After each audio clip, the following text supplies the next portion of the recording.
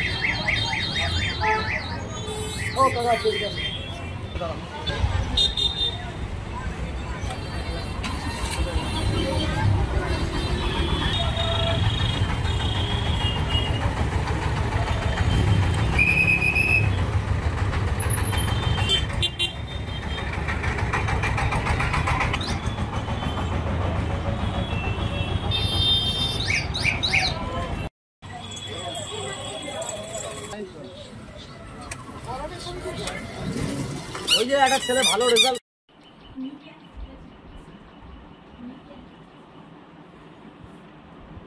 আপনি কি মানে কারো অধীনে থাকেন কতদিন ধরে পেশার সঙ্গে আছেন? আমি এখান থেকে আছি 2008 সাল থেকে আছি।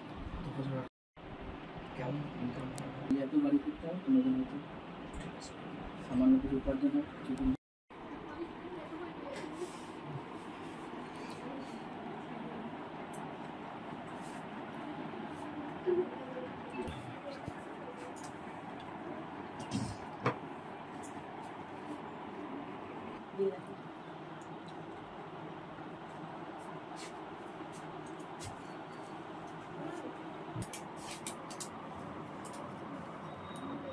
খাবেন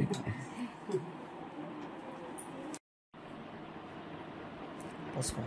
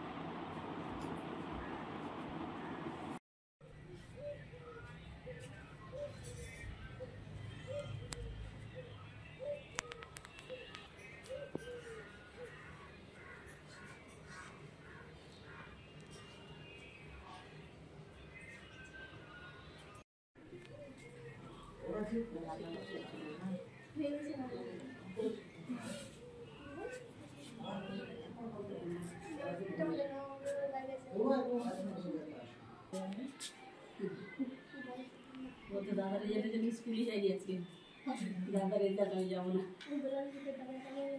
আচ্ছা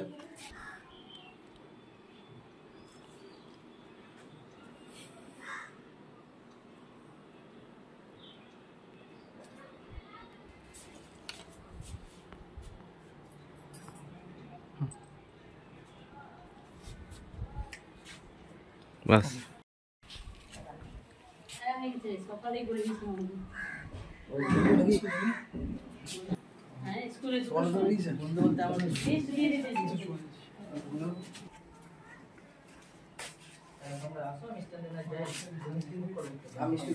না না একটা গোলি শট না গোলি শটটা এখান থেকে না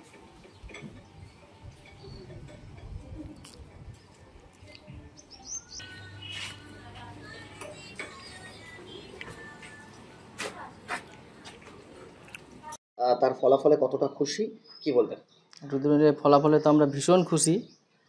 আর আমি শুধু নয়, তার বাড়ির সমস্ত যে শিক্ষকরা ছিলেন তারাও খুশি, স্কুলের শিক্ষক শিক্ষিকারা খুশি, পাড়ার সমস্ত লোকজন ভীষণ খুশি। মানে রুদ্রনীলকে এক কথায় বলতে পাড়ার সকলে ভীষণ ভালোবাসে।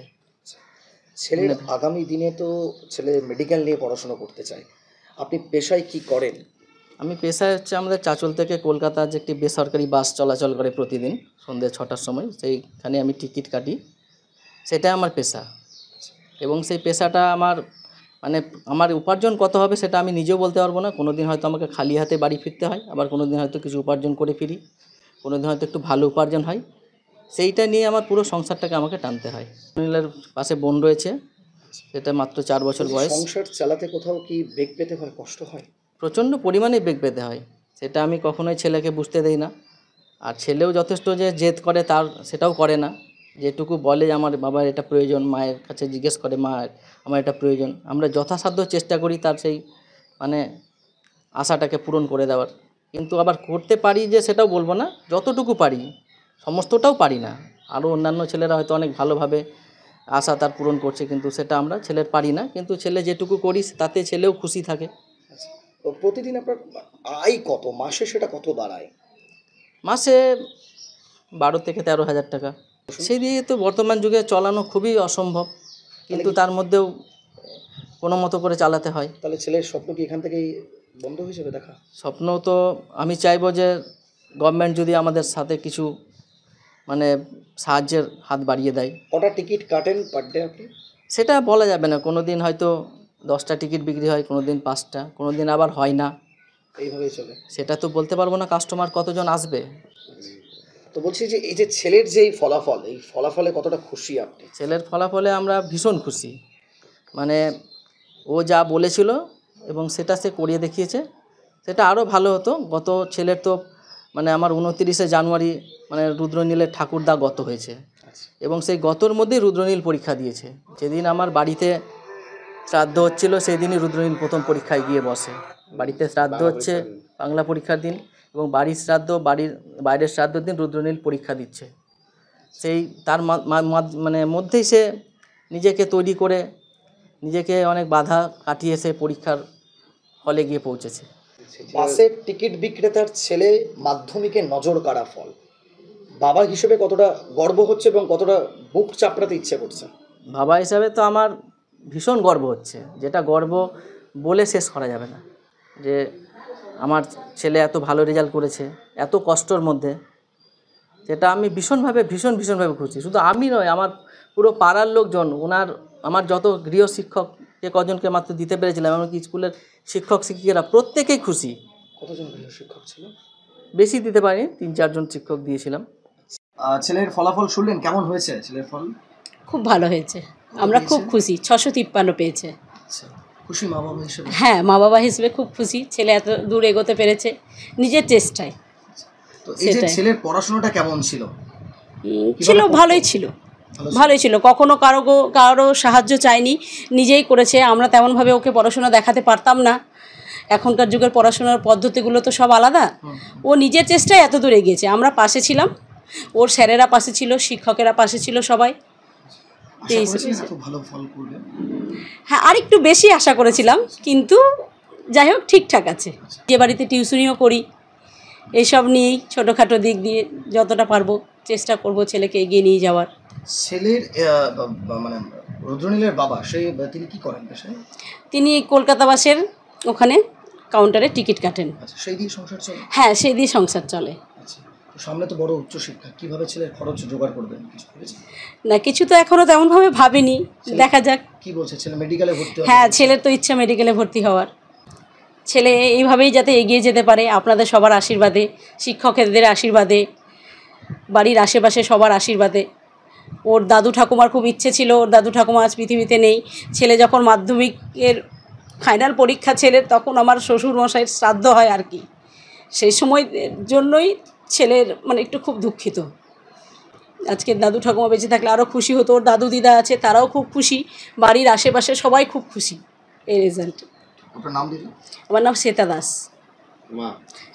সঙ্গে সঙ্গে আমাদের আরও একটি ছেলের কথা আমাদের না বললে নয়, সেটা হচ্ছে রুদ্রনীল দাস, যার বাবা আমাদের এখান থেকে চাঁচল কলকাতা বাস আছে লোকনাথ ট্রাভেলস বলে, তার সেই বাসের টিকিট বিক্রেতা।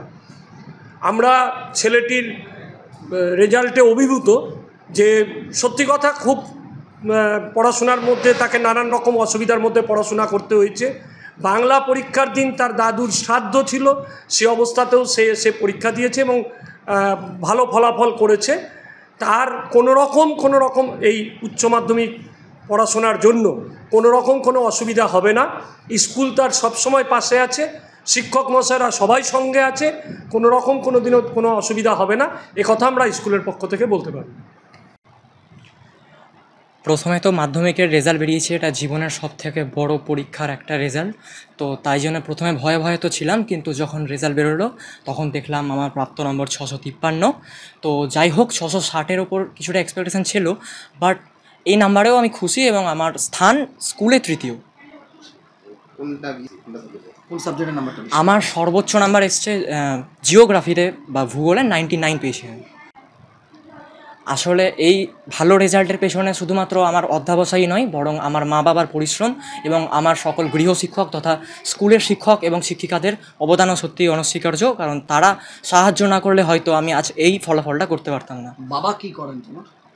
চাঁচল থেকে কলকাতা বাসের বেসরকারি এক সংস্থা রয়েছে, তো সেখানে টিকিট কাউন্টারে বাবা থাকেন, মেনলি সেখানে টিকিট কাটার কাজটা তিনি করেন। হ্যাঁ, বাবার রোজগারের ওপরে সংসার পুরো নির্ভরশীল আমাদের। আসলে বলতে গেলে অনেককে দেখেছি যে অনেকগুলো টিউশন নিতে, কিন্তু আমি মেনলি মাধ্যমিকের বছরে তেমনটা টিউশন নিইনি। যেই কটা আমার দরকার ছিল সেই কটা নিয়েছি, এবং তাই বাড়িতেই মেনলি আমি পড়ার উপরটা ফোকাস করতাম। বাড়িতে 4-5 ঘন্টা পড়তাম, তো সেটা সলিড পড়তাম, তাই আমার টিউশনে যেহেতু খুব একটা প্রয়োজন হতো না, তো তাই আমার অসুবিধা হয়নি, এবং বাবা আমাকে আপ্রাণ চেষ্টা করেছে এবং যেখানে দরকার হয়েছে, প্রয়োজন হয়েছে, আমার পাশে থেকেছেন এবং আমাকে সাহায্য করে গেছেন। তাই পড়াশোনার অভাবটা তিনি বুঝতে দেননি। ক ঘন্টা পড়তে বাড়িতে খুব বেশি হলে 4 থেকে 5 ঘন্টার বেশি পড়তাম না, কিন্তু ওই সময়টাকে চেষ্টা করতাম যতটা ভালো করে পড়া যায়। কোন সাবজেক্ট ভালো লাগে? আমার ভালো লাগার বিষয় তো আসলে নির্দিষ্ট কিছু নেই, তেমন অনেকেই রয়েছে, তাও অঙ্ক আমাকে ভালো লাগে, এছাড়াও ভৌতবিজ্ঞান। কত এসছে অঙ্কের নাম্বার? অঙ্কের নাম্বারটা এবার কমে গেছে, অঙ্কে আমি পেয়েছি 91 এবং ভৌতবিজ্ঞানে পেয়েছি 97। আচ্ছা, তো আগামীতে কি ইচ্ছে রয়েছে? আগামীতে আমার ইচ্ছে রয়েছে মেডিকেলে পড়ার, কিন্তু ইচ্ছে তো রয়েছে, কিন্তু উপায় কী রয়েছে সেটা তো জানা নেই আমার, বাট তাও লড়বো এবং চেষ্টা করে যাচ্ছি। কি মনে হচ্ছে, বাবা পারবে মেডিকেলের খরচ বহন করতে? হ্যাঁ, সেটা একটা বিশাল বড় ব্যাপার যে মেডিকেলে তো পড়তে গেলে সে অনেকটাই আর্থিক সহায়তা থাকতে হয়। তো জানি না, হয়তোবা যদি সরকারকেও বলবো, যদি আমার পাশে থাকা হয় তাহলে হয়তোবা আমি যদি ভালো পড়াশোনা করি তাহলে হয়তো বিভিন্ন স্কলারশিপসের মাধ্যমে হয়তো এগিয়ে যেতে পারবো। আমি যখন পড়তাম সবসময় আমার বাবা মাকে পাশে পেয়েছি এবং তারা সবসময় আমাকে সাহস জুগিয়ে গেছেন, তো তাই কখনও আমার ভয় বা প্রেসার ফিল কোনোটাই হয়নি। আমি পড়াশোনা খুব খোলাভাবে করতাম এবং বাবা মা আমাকে প্রতিদিনই মোটিভেট করতেন এবং ভালো রেজাল্ট করার জন্য উৎসাহী করে তুলতেন। আমি তো সেটা চাই সরকারের কাছে, সেটা তো আমার একটা ছোট্টখাটো আবেদন যে যাতে সরকার আমার পাশে দাঁড়াক। এবং হ্যাঁ, মেডিকেলের খরচ তো অনেকটাই, পড়ার ইচ্ছে থাকলেও অনেকের উপায় হয়ে ওঠে না, তো দেখা যাক আমি পরবর্তীতে পারি কিনা। তো এই যে আজকে সাফল্য কেমন লাগছে? হ্যাঁ, আজকে খুবই আপ্লুত আজকে সাফল্যে।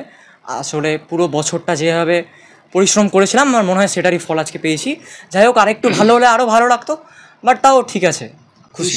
এই সাফল্যের ভাগ কাদেরকে দিবে, মানে কারা তোমার সাপোর্ট? হ্যাঁ, অবশ্যই আমার মা বাবাকে দেব, আমার পরিবারের সকলকে, আমার গৃহশিক্ষকেরা, আমার স্কুলের শিক্ষক শিক্ষিকারা, সকলেরই অবদান রয়েছে সাফল্যের পেছনে।